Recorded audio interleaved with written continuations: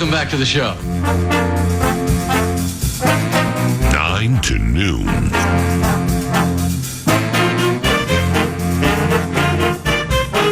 Just listen. Double doink.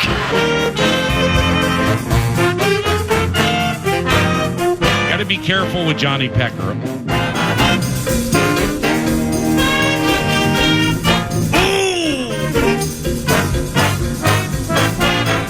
You homer! Get over it! Thank you.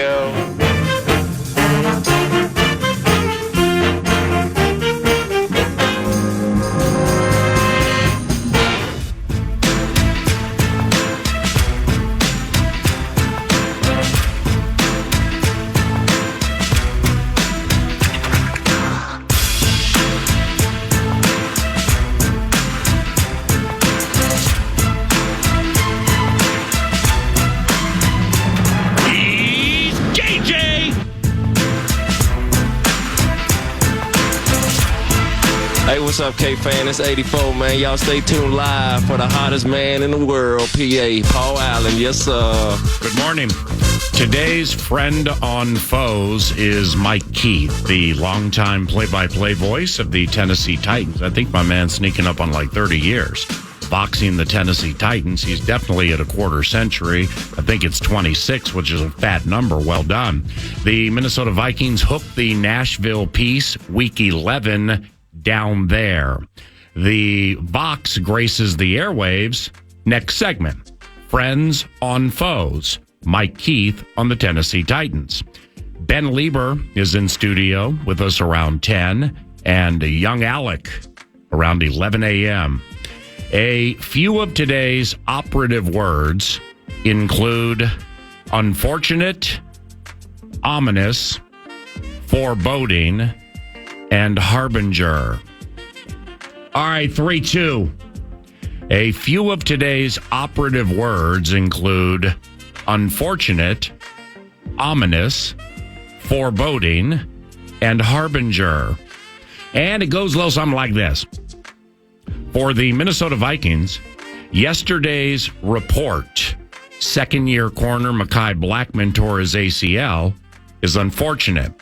And the start to this thing has been ominous, given the death of Kyrie Jackson, the Addison piece of immaturity, and now the Blackmon news, which absolutely can be foreboding. And the hope here in the 9 to noon stable, all of this is not a harbinger. All of this is ominous and antithetical to joy. The bad news can just go ahead and stop any day now. Under the cover of darkness, the darkness of unpredictability, Sam Darnold is going to light up the league. But it's impossible to hone in on that, given all of the ominous news the team keeps facing. I mean, shoot, think about this. Defensive coordinator Brian Flores caught a stray yesterday. I mean, out of nowhere, PFT pops the story about the Steelers, Flores' tenure there, truncated as it was, and lawsuits. Something like, as Florio wrote, quote, the bad news for Flores came after the fact. The NFL and multiple teams have argued that his contract with the Pittsburgh football Steelers, where he was there all of 1 year before joining this covenant, forces his pre-existing legal claims into arbitration. Oh my gosh. I got no idea what any of that means, but I know with unfortunate things transpiring for favorite football team, and it's been bang, bang, bang. I mean, Flores, who is a very cool cat, wakes up, excited for the first day of training camp. Pads go on Monday. Starts reading some NFL stuff.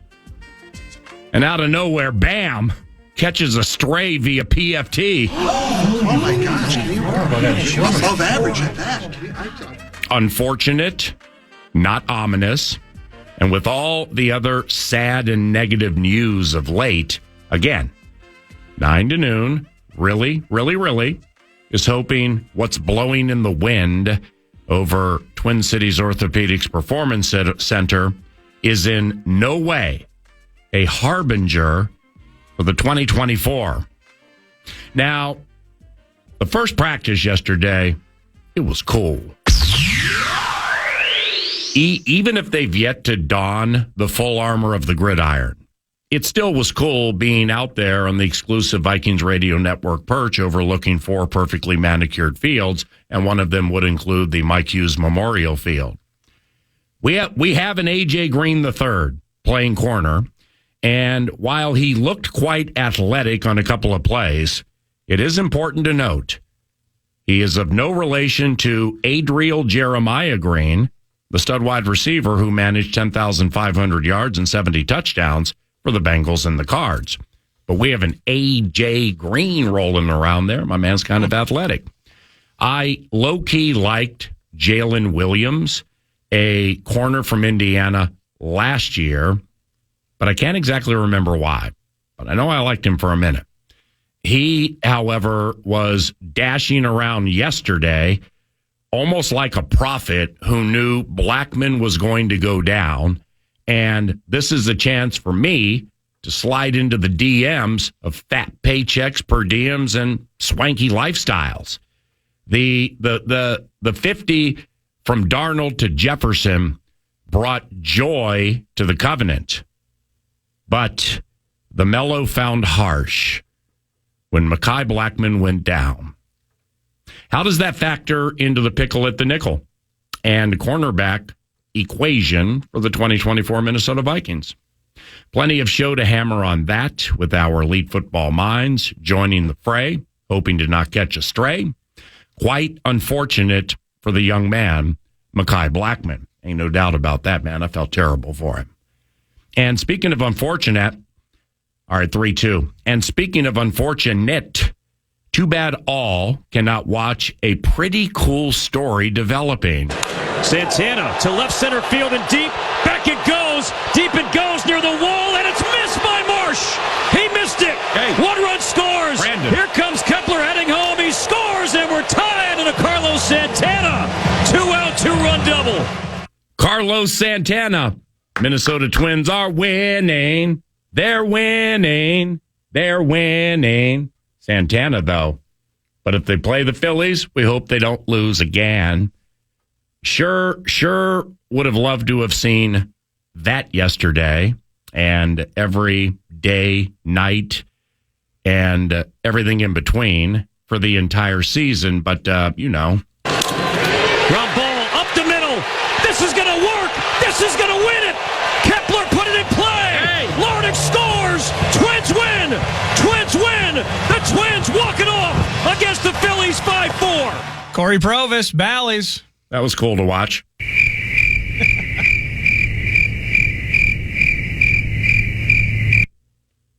I wouldn't mind seeing Corey's version of the Lord of Scores.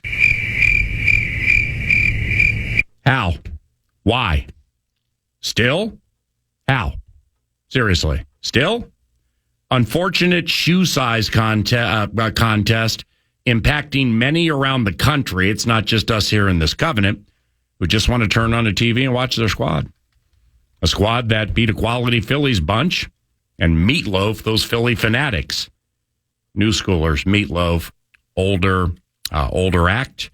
Had a song called 2 Out of 3 Ain't Bad. Quite popular. If you hear it now, still sounds pretty good. So it stands the test of time. And beating the Philly fanatics 2 out of 3, that ain't bad indeed. So here's the deal. Thanks to TimberTech and TimberTech.com, here's what's on deck 9 to noon. The Titans Vox is next, followed by Vikes Bites, Nacho, News du Nord, and Alec Lewis, who covers the Minnesota Vikings for The Athletic. Alec had a tweet yesterday that was just so beautiful and just so identifiable with the radio image of young Alec. I don't have it in front of me now, but it basically was Darnold just hit Jefferson on a play action for 50 right down the middle. and Justin went to skipping after the play. We're back. I always love that one. We're back. I have it right here. Sam Darnold just drilled Justin Jefferson on deep play action over the top, 50-plus in the air. Beautiful ball. Justin caught it and skipped around. We're back.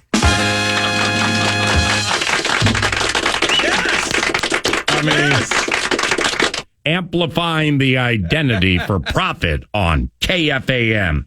Now, with the Vikes around the corner, plenty into which we'll dive for the Week 11 opponent down Smashville way. Will Levis, though. Will Levis, no Derrick Henry, and Jeffrey Simmons, left tackle from Alabama, and the world continues to rotate.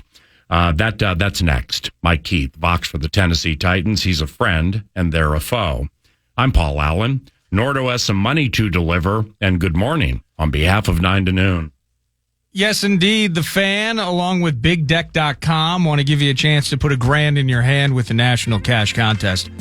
Just go to KFAN.com and enter the keyword bonus. You might win $1,000 with the keyword bonus. That's at KFAN.com. Big boy ain't used to me hitting that 12. Yeah, that was weird. And Second and goal at the 3. Levis looking, throwing. No, I'll take 6. You'd rather have 6. Touchdown! Titans! Levis to the living legend, DeAndre Hopkins. And the game is knotted at 25. that's the voice of Mike Keith. He's entering his 26th year as voice of the Tennessee Titans. Your Minnesota Vikings travel to Nashville to contest the Titans in week number 11 of the 2024. And here comes the Vikes. Yo, what's going on, Mike? How you been? Morning, PA. This so from Matt Taylor with the Indianapolis Colts through Frank Frangie with the Jaguars and Mark Vandermeer with the Texans, and now the Vikes of all Vikes ever to Vikes, Mike Keith, heading past his quarter century of calling Titans games. We're putting a bow on the AFC South, and when I was putting this together, it caused me to think back to the NFL Combine from earlier this year, when all four of you got together at your Titans table and you did a podcast or you did something that just looked really, really cool, man. We enjoy doing it, and we give it to each of the four, and so they air it in the way they want to. I think Vandermeer edits it to make me look bad, but that's another story. Yeah. Anyway, I really like those guys. Frank and I have been friends for over 30 years, known Mark for over 20. Matt is somebody who's really special to me because he's a younger guy who's taken an opportunity, and I'm really proud of what he's been able to do. He came in some kind of unusual circumstances, and he's really handled it well and become beloved in that community. And, you know, we're lucky to do what we do, PA. I mean, and so, yeah, I want to beat their butts twice a year each.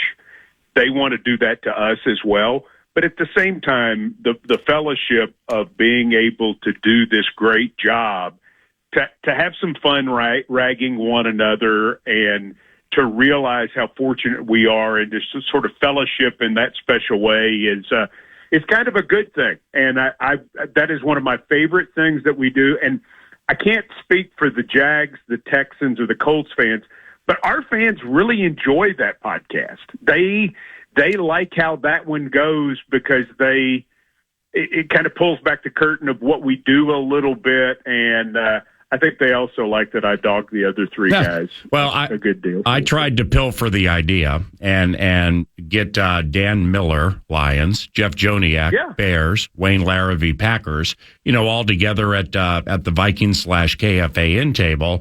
And Dan Miller said, "Oh, baby." Then Joniak said, "Now that idea, we should fade it to black." And then Wayne said, And there is your dagger! So we have yet to unfurl the NFC North version of the AFC South masterpiece. And speaking of the AFC South, I was thinking about this yesterday when I was crafting these for you, Mike. It will, and I'm sure you're down the road on it because you have to be, but will not having Derrick Henry in games Is that going to be strange to call? Sure. I mean, he's been a fixture here. He's on our Mount Rushmore of our time in Tennessee for sure. He means so much to this part of the country because this is still very much SEC country and always will be. And he played at Alabama. He's a Heisman Trophy winner. So Derek was a star here the minute he walked in because he's the all-time leading rusher in high school. He's Alabama's Heisman Trophy winner. And so he walks in here, and then he becomes an NFL superstar, too. So he checks all the boxes, PA. And then for what we do as well as announcers, the guys who give us spectacular are our favorites. I mean, let's face it. I mean, if you give us a great story, you make our job easy. And week by week throughout the course of especially his last 5 years, he gave us great material every single week, even if it was just a stiff arm on a play that didn't count. He would do something that certainly got your attention and allowed you to pass that on to the listener in kind of a fun way. Now, having called Titans games for 26 years, or into your 26, so a quarter century, or whatever it is, you know what I mean. Sure. When you drop a Derrick Henry is on the Titans Mount Rushmore, that's a big statement. And I mean, I'm not going to argue with you on it, man. You know 1,000 times more about it than me. But the first, so putting that Mount Rushmore together, just top of the head for me, I would imagine Bruce Matthews and Steve McNair absolutely are half, correct? Bruce Matthews, no. Ooh. For this reason. Remember, he only played here 3 years, and he was very much at the tail end of a great career. Okay. He's discussed as an organizational when you include the Oilers. Yeah. I mean, when you include when you include the Oilers. He's certainly an organizational consideration, but at the end of his time here, you know, he just played here 99, 2000, and 2001. Mm-hmm. So, and was not the type of player at the end of his career that he certainly was 10 years earlier. So, understood. No disrespect to him, just talking about the time frame. McNair's at the top of the list. And, and let me just say this about Steve. With the Mount Rushmore of just the Titans part of the organization's history will change throughout the next 50 years. There will be more stars. Maybe Will Levis is on there. You know, who knows what players may be on there going forward after you and I are long gone. Steve McNair will still be on there then. Right.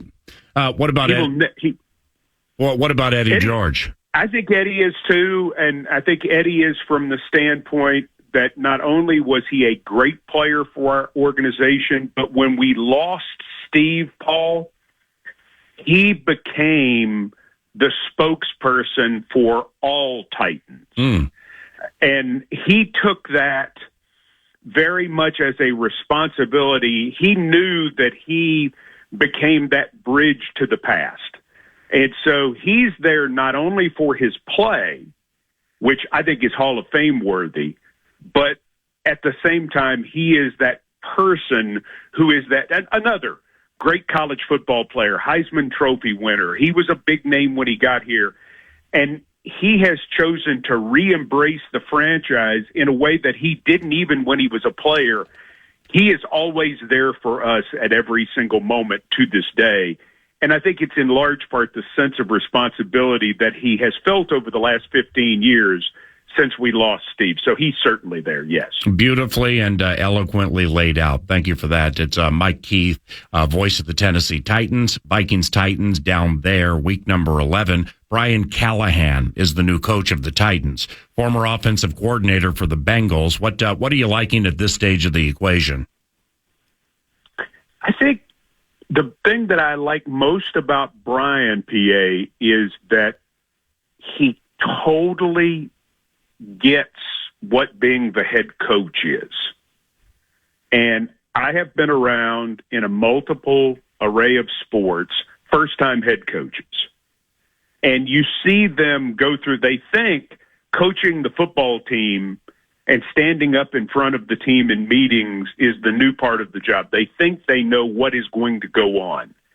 The reality is there are all these little things that they don't know, and sometimes it annoys them, it overwhelms them, but it certainly forces them to address a lot of things that they had never considered.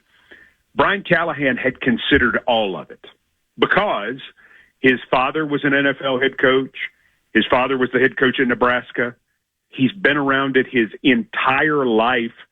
I have never been around a first-time head coach in any sport who was more ready to be a head coach than Brian Callahan.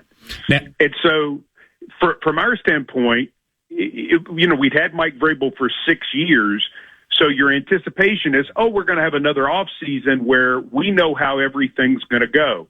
Boom, new head coach. Oh, well, everything's going to change. Well, guess what? Everything didn't change. And I think the players have sensed that as well. And some of the things that we had going well, he's able to just keep doing. He hasn't blown the whole thing up, Paul. And he hasn't blown up everything in our building that we do on a daily basis. People aren't walking around here on eggshells because they're scared of the new head coach and all his many rules. And no, I mean, Brian's like, you're a professional football team. Your owner decided to make a change, but it's not like you were terribly broken. We weren't. This is not a complete reboot. And he gets it. I think that cool and that maturity carries over into everything we're doing right now and gives us a real chance to be better in 2024. And there's no doubt, and I love how you laid that out, but it has been a splashy offseason for the Tennessee Titans. Sure. We got the new coach and a bunch of name brand stock. So let's begin with running back Tony Pollard, who in spurts with Dallas was terrific pre-injury. What are the expectations? Keep doing the same thing, right, and put him with Tajay Spears. And, you don't have to, we're not asking him for 400 carries. We're not asking him for 75 snaps a game. What we're asking for is what he did in Dallas, back-to-back 1,000-yard seasons, good pass catcher. That's what he was at the University of Memphis. He's from Memphis. So people in Nashville and all Tennessee Titans fans are excited to have another home state guy on the team. Tajay had over 800 scrimmage yards last year, which is hard to believe. When you were playing with Derrick Henry, he could do that. And they are different types of people, but they are similar types of backs. And you are going to have those 1A, 1B type weapons in your backfield. And you're also going to be able to line them up together because, Paul, they come out of the same 7-on-7 high school era that we're in now, where these backs are asked to play 3 downs. They know how to pass protect. They know how to catch. They know how to run routes. They know how to run the football. They're not as big. They're not the old I formation style back like Eddie George and Derrick Henry were. But they are backs of today. And as we convert this offense to 3 wides away from regularly being 2 tight ends, that's the type of back you need. Wide receiver Calvin Ridley, speaking of splashy, and you plucked him from a division foe. What do you like? Tough that we ruined that for Jacksonville. Sorry about that, Frank. Yeah, you didn't bring that up at the Combine Confab, did you? Because you didn't know it hadn't happened yet, right. But it would have come up. That's for sure. Oh, geez. Yeah, him bookending DeAndre. That's going to be pretty nice, isn't it? Yeah, and getting Tyler Boyd to play slot after he had been Brian Callahan's slot receiver in Cincinnati, and taking some pressure off Treylon Burks, who we really felt like was on a great arc last offseason until we were with you at joint practices, and he hurt that knee. And, the day he hurt the knee, we were fearful he was gone for the year. It was a significant injury. It cost him a lot of time, and when young players don't get to practice, they regress. And that's what happened. So now Treylon gets to learn from all these veterans, and he would have a chance to step up as well. So you take Calvin with the speed and the route running, DeAndre doing everything DeAndre does, Boyd being that seasoned pro, and Traylon Burks with the size and explosion, I think all those things excite you. Everybody's sleeping on the Titans. I mean, it's I'm not going Nashville Homer radio on this right now, but you're making some really, really good points. Houston is allegedly the cream of the crop and prohibitively favored to win the division. I understand that. Jacksonville with that 1-5 at the end of the season, people can't forget that. The Colts get Richardson back, and you get Taylor and Pittman and the whole thing. But man, you guys are sneaky with these moves. And so defensively, how much is Jamal Adams in the mix at safety? He's in the mix. Yeah. I mean, he had a good first day. The reason Jamal Adams is here, and the reason that Jamal Adams comes at such a rate that he did in terms of contract is that he's got to prove he can still do it. His injury was incredibly significant in 2022. He tore his quad, and I'm not going to get the medical term right, but basically for your audience, he tore his quad away from his knee. And they had to go back and reattach it. I mean, he was in a cast for 6 months and fought his way back to play last year, a year after that injury, and he was okay. I admire the fact that he fought his way back. But was he the highest paid safety in the game caliber player? No, he was not. And so he's got to prove it. And I think he knows Denard Wilson, our defensive coordinator, so well. That was the guy he credits for making him a Pro Bowler with the Jets. And he's here to show that he can still do it. And like I said, day one, moving around very, very well. Some of the people who questioned the signing and maybe don't quite know the history of that injury watched him yesterday and said, wow, he's pretty good. But, sometimes an injury like that takes 2 years. And the Titans are hoping maybe they struck gold with that signing, but much more to prove. What with the quarterback box, Will Levis into his second year, what improvement is expected? A system that is more quarterback friendly. The receivers that you just mentioned, giving him easy throws in terms of decision making, so everything is not terribly complicated. The ability with an improved offensive line to stay out of 3rd and 16 on a regular basis and so many hits. And then his offseason has been what we thought it would be, and that is very much a player who wants to be a really good NFL quarterback. And go ahead. And that part of it is the fact of him that I like so much. He has an unusual intensity for a young man of this generation. And that is, to me, a very positive thing. Now, you mentioned the offensive line, and I love the Callahan take about the spread formations and passing more and just different concepts. I like that a lot, especially if the play action off Pollard is working. Now, but offensive line-wise, I mean, boy, that J.C. Latham, I mean, that's a monster of a man. Holy cow, 6'6", 342 at least.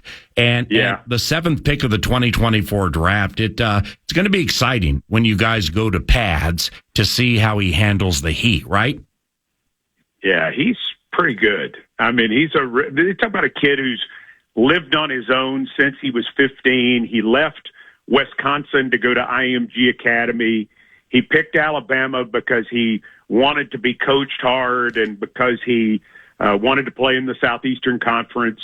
And so he's 21 years old, and it feels like he's 31 years old. Listen, he's going to have bad days, Paul. I mean, he's going to get beat sometimes. But he's sure as heck better than, what we've been able to do at that position for a long time. And to put him with Peter Skoronski, now in his second year of playing guard, and then to sign Lloyd Cushenberry, who was he was the number one free agent on our board. Everybody's like, oh, I guess you went after Calvin Ridley first, or, this guy or that guy. It's like, nope, we went after Lloyd Cushenberry first, before we spent any of the $80 million. We wanted to hire him because he gives you left tackle size at the center position. And then we've gone out and also added better talent on the right side of the offensive line. And I think it sort of mirrors the overall theme for this team. Paul, the Titans are better talent-wise right now than they were at any point last year. And better players make for better coaches and hopefully better results. That's why I think some people are sleeping on this team. The offensive line coming together is a great overall theme for what this team will be, which is how quickly does this ball club all come together? And that will determine if the wins and losses are improved. The offensive line will be the point that people watch most directly in that sort of argument. That time for two more, that Mount Rushmore bit that you presented, McNair is there forever. He's immortality. All right. So, but there are three spots that potentially could be open for shuffling over the next 50 years. And if Jeffrey Simmons continues to be Jeffrey Simmons, that monster that Jeffrey Simmons is, I mean, it might be a long shot, but he might be able to sneak up into that Rushmore, right? Yes. He has that type of ability. And now we're ready to see him go to that next monster level. He's been outstanding. He's been one of the five best guys at his position. With Aaron Donald now retired, there is that opening for who is that guy as an interior defensive lineman. It was Aaron Donald. Everybody knew it was Aaron Donald. Nobody even argued about that. And yet there's a moment now where somebody is it Chris Jones? You know, is it Jeffrey Simmons? Is it one of other candidates? And can Jeff be that? Can he elevate to double-digit sacks? Can he play in all 17 games? Can he be the monster in this defense, which is really set up for him to do well? Can he become the force that, to talk about Spinal Tap takes it up to 11? Let's be honest. That's what you're looking for from this kind of player. He's a 9.8 right now. If we get that for the rest of his career, he's a massive success. He's a massive success already. But does he elevate to an all-timer? That's what everybody's waiting to see from Big Jeff. All right, last one, Mr. Mike Keith, Vox for the Titans. Vandermeer's team, as we mentioned earlier, heavily favored to win the division. Are the Texans a cinch? I mean, Diggs and Daniil and CJ and the whole thing. I mean, they're heavily favored to win that division. Should they absolutely win the AFC South? No. I think the real favorite should be Jacksonville. Ooh. Jacksonville had things fall apart on them last year. They come off the year where they win their last 5 games and take the division away from us in 2022. They fell apart down the stretch last year when they were clearly the best team in the division. They have improved themselves in many ways, and they got a really good coach in Doug Peterson. I think they ought to be the favorite. Now, Houston should be right there with them. Remember this, though. Indianapolis has a great, or at least potentially, has a great defense. And if they get anything out of Anthony Richardson towards what they hope, they may be a dangerous team. This is, to me, this division has the makings of the heavyweight division in professional boxing in the 1970s, where not only did you have Muhammad Ali and you had Joe Frazier, but you had the Acorn Ernie Shavers and you had Ken Norton and you had Jerry Quarry and you had, all these great fighters. I mean, 10 might win this division again. Yeah. I think it's probably 11, but 10 might win it again because all of the AFC South matchups are going to be physical. I think we are becoming the new AFC North. It's always been Pittsburgh and Cincinnati and Cleveland and Baltimore. They bloodied each other's nose every single week, regardless of record. I think that's what the South looks like right now. So for everybody to be crowning Houston, I understand why. From the publicity standpoint, they're the defending champions. I get that. I think you've got to start with Jacksonville, though, based on what they were when they were really good last year and what they should be through the course of this year. Other trick for Houston too, PA, and you know this for as long as you've done it. Houston's not playing a fourth-place schedule this year. They're not. Right. And when you're not playing a fourth-place schedule and you don't have 15 noon games, you're playing on a Thursday and you're doing this and you're on national TV. That's what you want. Mm-hmm. You want a Chiefs type of schedule, but that doesn't mean it's going to be easier. It's going to be harder. It's made to be harder.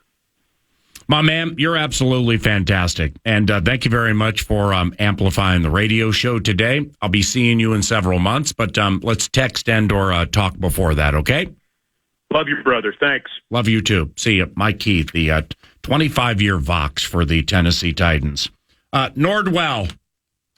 Hey! Quickly. Yes. Can you, because you're faster at this stuff than me. Sure. Tennessee Titans season wins total. Courtesy of FanDuel, I'll have it here momentarily. Did you hear the Vox? The Tennessee Titans are 150-1 to win the Super Bowl. So did you hear the Vox? He's feeling good, and he's.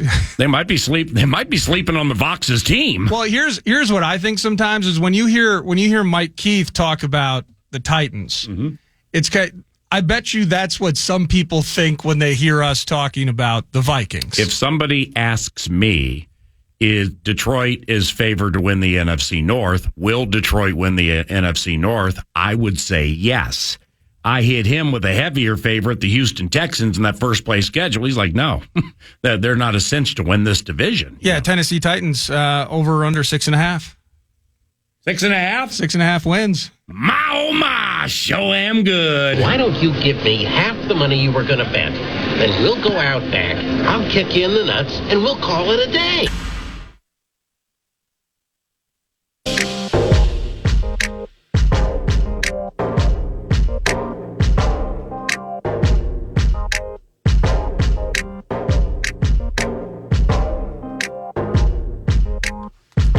Welcome back, 9 to noon. It is Vikes Bites, where we cover it all, positive or negative. Vikes Bites is brought to you by Thousand Hills Lifetime Grazed Grass-Fed Beef. Go to thousandhillslifetimegrazed.com. I know our next guest at 10 a.m., Ben Lieber, knows all about Thousand Hills. Matt and everybody, a Clearwater, Minnesota-based company. And Elite Beef, you can get it sent to your doorstep online. You can go to Coburn's. You can go to local co-ops. Love me some Thousand Hills. And I do want to start where we started early on in the show, PA. Mekhi Blackmon, who was reported yesterday, second-year player. Of course, mistakes made during rookie season, but still in the land of opportunity, specifically in the secondary. Very big on the hope and the promise of year two. It was announced yesterday and reported that he has torn his ACL. And so from certainly the more serious and tragic news of Kyrie Jackson weeks ago, now we have in the same positional group, we have Mekhi Blackmon. From a purely football perspective, a season is lost for Mekhi, and depth becomes a significant issue, and as it already was, with the cornerback spot. So you got Byron Murphy, you got Shaq Griffin, you got a Caleb Evans. Well, I saw some reports yesterday, didn't really do much with the ones. He was kind of in the second and third related groups. Andrew Booth Jr., Duke Shelley, the Duke is on fire. Undrafted rookie Dwight McGlothern. And then there's an A.J. Green III that you mentioned in the open, Jalen Williams. You mentioned him, Indiana kid. Najee Thompson's on the pup. I can't really tell you in terms of perception-wise how they become significant factors in this conversation. Right. We're in trouble. The pickle at the nickel is quite a tough one. Yeah, Najee can't play corner. So like I said with Jalen Williams, something caught my eye with him last year. And I'm not putting him on the active roster or certainly saying he'll play X amount of plays during the course of a game. That there was a wild card in the equation yesterday, and it didn't develop off what I saw early when I saw Murphy and Shaq Griffin with DB's coach Durante Jones. And then Cam Bynum was waved over. And this was early in practice. And Cam Bynum, a former corner at the University of California, he was doing some work with the corners yesterday. That was pre-Blackmon L. And Harry the Hitman also eventually was over there, so it's probably not a thing. But this news, Andrew Booth Jr. is, I just don't know what to expect. I mean, I'm not a make or break kind of guy when it comes to analyzing other people's lots in life. But this is a pretty big year for Andrew Booth Jr., who is gifted. He's fast. He's gotten himself bigger this year. But something just has not worked. It was injury and inconsistency early. But like you said, this is the land of 10,000 openings and the land of opportunity with the pickle at the nickel in the corners for the Vikings. So may God be with them all. Vikes Bites! More in terms of land of opportunity, Lewis Seen from camp yesterday. This is huge. This is huge for me on a personal note. I think I really got to show out and really ball out and, prove why I should be here and why I deserve to be playing in the NFL. And well done. I was going to frame it up prior to the Mekhi Blackmon injury, but kind of the idea, we were running through the secondary and just looking at spots and Shaq Griffin this and Byron Murphy that. And it kind of just have Andrew Booth Jr. and Lewis Seen become just a guy, right? The Jag related cliche or connotation associated with them. And he's mentioned it. He needs to, this is his chance to prove that he still belongs here, that he can still do it. And I'm just curious what your thoughts are on that, because now at the safety spot, can he be contributing on special teams? Snaps on defense expected to be incredibly low, if non-existent in some respects, all things healthy. What do you think about Lewis Seen now entering year 3 after what we've seen? Well, with Lewis, if there is PTSD from what transpired at Tottenham Hotspur last year, or whenever it happened. Yeah, 2 years ago. Yeah, 2 years ago. Thank you. It wouldn't surprise me if he had to push through some mental things from what he saw, what he felt. Well, I still remember it vividly on the in-house screen, right, as it was Sauce, Corey Rosen, and I sitting in the stands, and they played it on the in-house monitors in front of us about 30 times consecutively, replaying it. What did it look like? I mean, it's, where the bone is. Oh, so it was a compound fracture, and it bent in a way that wasn't supposed to bend. I mean, it was absolutely disgusting. Not to be hyperbolic, but I'm not PTSD. I can still remember it vividly. Yeah. From 2 years ago, it was disgusting. It was as gruesome as it got. The turf under that fresh grass at Tottenham is a joke. It's as bad as the old AstroTurf of sorts, where it's just carpet on cement. Yeah, it was terrible. So I could imagine if you're mentioning the idea of still a lack of comfort in that regard, it would make sense. Well, the Lewis Seen with whom I chatted last year did not sound like the Lewis Seen we just heard in that bite. Okay, and it was that there was a pop in his voice, there was some happiness, and there also was elite self-awareness. Because when, if you're a former first round pick, which no longer counts for Lewis Seen, you'll have those who either passive aggressively, low key, or with some subterfuge will make questions like that sound like that they live in martyrdom. Like, well, he knows what I can do. He knows what I can do. Yeah. They know what I can do. Well, why ain't you doing it? Right. And I mean, like game after game after game after game. Lewis wasn't like that. I mean, that bite you played was terrific. I mean, Lewis came in there with a pop, and he's like, I got to show it. I have to show I belong. So we put the onus on him. Now that pickle at the nickel, which involves safety, with Hitman and Cam Bynum and Josh Metellus, Jay Ward. Am I missing any prominent names there? I don't think so. I don't think so. But that right there. Okay, so how many? The numbers game. With the Vikings last year with Flores as defensive coordinator, there were some surprises as we headed into the regular season, just the way the numbers shook out. Can't remember how the safety bit went. And Metellus, I mean, he's a safety by name, but he's not, he plays so many multiple positions. Where does Lewis fit in with that? And with Kwesi Adofo-Mensah and certainly Kevin O'Connell, it's when there have been general managers forever who have drafted players they've had big opinions on, and it hasn't worked. But then they just keep trying them year after year after year. We had a safety here, very nice young man named Tyrell Johnson. They just held on to him too long. Some would say Asher Allen, a former corner from Georgia, would be like that, where pride goes before the fall. And if seen is not seen in a way that he absolutely can help, then that might be it for his run with the Minnesota Vikings. Vikes Bites! This will probably demand a bit more conversation, whether it's with Lieber around the corner or with Alec Lewis at 11, but I'm going to poach this from Alec Lewis's notes that he put on The Athletic yesterday, theathletic.com, after the first practice. Blake Brandel, this is from Alec, took some first-team reps at left guard while Dalton Reisner mixed in at right guard with the second unit. O'Connell fixated on Brandel when talking about the interior of the offensive line. All signs are that he's the preferred candidate for the job, but that he's going to have to play well, during padded practices. Well, with Brandel, he's big, and it's clear with Brandel and Ingram. Now, Ed, for the faults and or successes, I've been told one thing Ed consistently does well is fire off the line of scrimmage. Fires off the line of scrimmage, gets to his guy, and it's a stalemate or Ed wins. Now, there are other things on where Ed needs improvement. Ain't no doubt about that. Reisner is, he's not nearly as big as either one of them.